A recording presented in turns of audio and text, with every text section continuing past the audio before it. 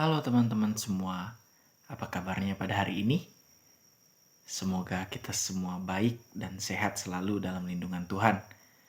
Nah teman-teman, pada video kali ini saya akan menjelaskan sedikit atau membagi sedikit materi tentang apa sih itu Arianisme dan Nestorianisme. Nah, pertama-tama kita akan bahas secara garis besar mengenai Arianisme dan Nestorianisme ini.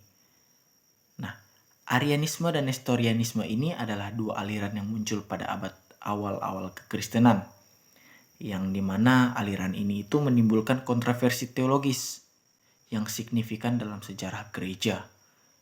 Kedua aliran ini berfokus pada pemahaman tentang natur dan pribadi Yesus Kristus, namun dengan pendekatan yang berbeda dan implikasi teologis yang mendalam. Nah, teman-teman semua, pertama-tama kita akan membahas apa sih itu Arianisme dan dari mana sih asal Arianisme itu. Nah, yuk simak video ini. Arianisme dinamakan berdasarkan Arius, yaitu seorang presbiter dan Alexandria pada awal abad keempat Masehi. Arius mengajarkan bahwa Yesus Kristus bukanlah Allah yang sejati, melainkan makhluk ciptaan pertama yang tertinggi yang diciptakan oleh Allah Bapa. Nah, kemudian dengan kata lain, hal ini menurut Arius ada waktu ketika sang putra tidak ada, yang berarti bahwa Yesus tidak kekal seperti Allah Bapa. Nah, teman-teman semua, di dalam pandangan Arius ini itu menimbulkan banyak sekali kontroversi dan menimbulkan banyak sekali pertanyaan, yaitu di mana mempertanyakan tentang doktrin Trinitas yang menyatakan bahwa Allah Bapa, Putra, dan Roh Kudus adalah satu dalam esensi yang kekal. Nah, teman-teman semua, untuk menanggapi ajaran Arius ini, maka diadakan Konsili Nikea pada tahun 325 Masehi. Konsili ini itu menghasilkan pengakuan iman Nikea yang menegaskan bahwa Yesus Kristus adalah sehakikat dengan Bapa, yang dimana menolak pandangan bahwa Yesus adalah makhluk ciptaan. Nah, teman-teman semua, meskipun demikian, perdebatan mengenai Arianisme itu masih berlanjut selama beberapa dekade dengan berbagai konsili dan sinode yang diadakan untuk membahas isu tersebut. Pada akhirnya, Konsili Konstantinopel pada tahun 381 Masehi menegaskan kembali penolakan terhadap Arianisme dan memperkuat doktrin Trinitas ortodoks. Nah, teman-teman semua, kita lanjut dan kita simak lagi mengenai apa sih itu Nestorianisme dan dari mana sih Nestorianisme ini berasal. Nestorianisme berasal dari ajaran Nestorius yang menjadi patriark Konstantinopel pada tahun 428 Masehi. Nestorius ini mengajarkan bahwa dalam diri Yesus terdapat dua pribadi yang terpisah. Satu pribadi ilahi dan satu pribadi manusiawi. Akibatnya, pada pandangan Nestorius ini, Nestorius menolak gelar Theo-ortodoks bagi perawan Maria, karena menurutnya Maria ini hanya melahirkan pribadi manusiawi Yesus, bukan pribadi ilahinya. Namun sebagai gantinya, ia lebih memilih gelar Kristo-ortodoks, Ortokos.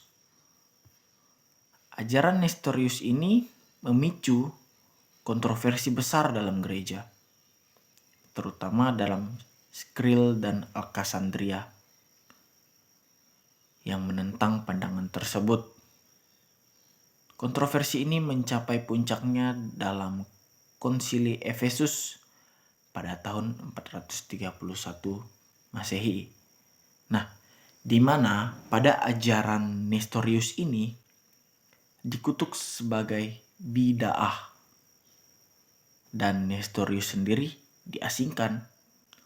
Konsili ini menegaskan atau mempertegas bahwa Yesus Kristus adalah satu pribadi dan dengan dua natur yang tak terpisahkan, yaitu natur apa, teman-teman? Ada yang tahu?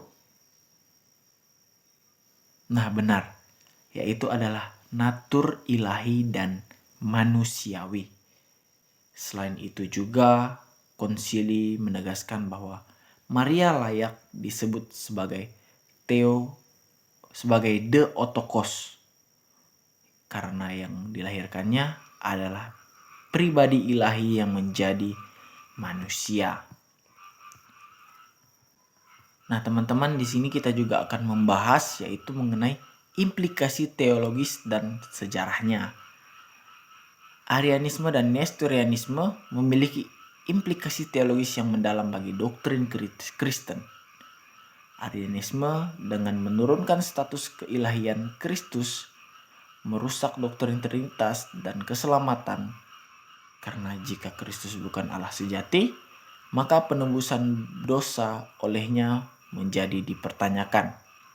Nah, sedangkan Nestorius dengan memisahkan pribadi ilahi dan manusiawi Kristus membahayakan kesatuan pribadinya dan menimbulkan pertanyaan tentang bagaimana karya keselamatan yang dilakukan oleh pribadi yang utuh.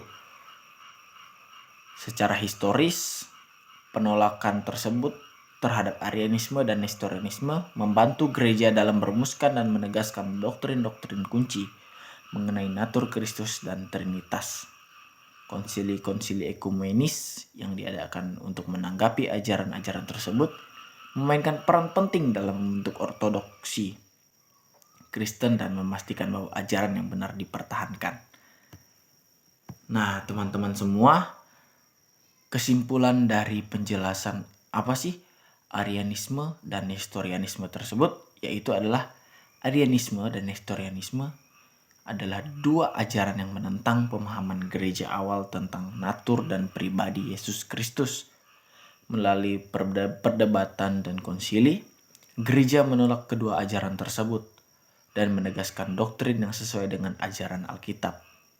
Pemahaman yang benar tentang siapa Yesus Kristus sangat penting bagi iman Kristen karena hal ini berkaitan langsung dengan keselamatan dan hubungan manusia dengan Allah.